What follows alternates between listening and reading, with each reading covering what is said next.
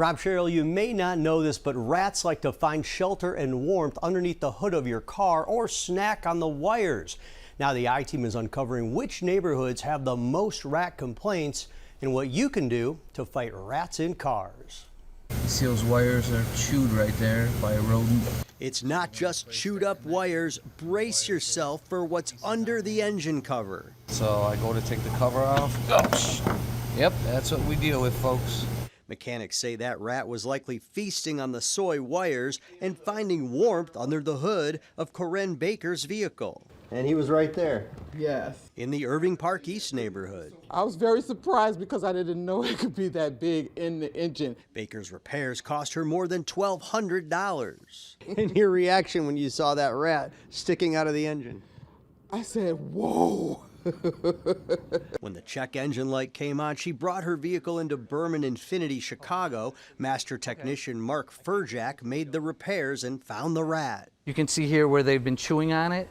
He showed me the signs of rats in another car. They'll take the insulation, chew it up, make a little nest, tuck themselves in, and feces over there. And it looks like they were there for a long time. It does. Furjak and other mechanics say they're seeing the problem more often. And you have to tell somebody with a year-old car they have a repair that's not covered under their warranty because a rat chewed it.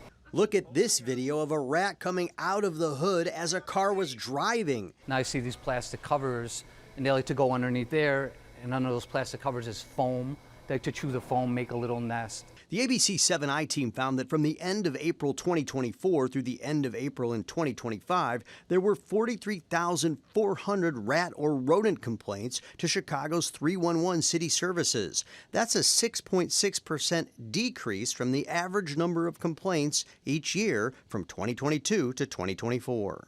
Some of the neighborhoods with the most rodent complaints in the last 12 months, Westtown had 2,116, Lakeview had 1,762, and Portage Park 1,615.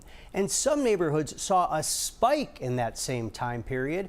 Gage Park, Beverly, and Douglas have had the highest increases in complaints. In 2023, the I-Team showed you how the Department of Streets and Sanitation baits for rats when responding to 311 calls. The city also provides residents with heavy-duty plastic carts with tight-fitting lids to contain garbage, which attracts rats.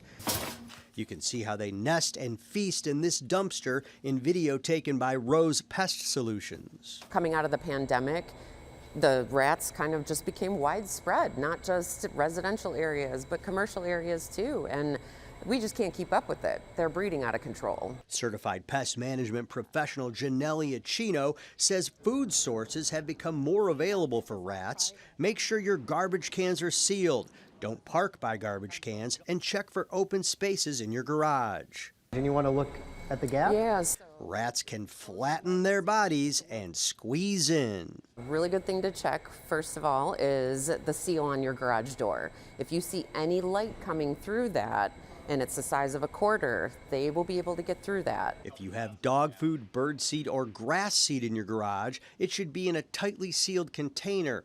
And if you're inspecting for rats in your garage or car, wear a mask and gloves like these. If you get into contact with their feces or their urine, that can absorb into your skin. It can also cause respiratory issues. Experts say in some cases rats have become immune to over-the-counter rat poisons, and they can be dangerous to other animals, so call a professional or 311. The I-Team also found that the average rat complaint to 311 takes about 8 days to be closed. Rob Sherrill, the city's Department of Streets and Sanitation, says it's deploying more crews and increasing its staffing. I don't know about you, but when I saw that furry little critter in the engine, he lifted that up, I was surprised.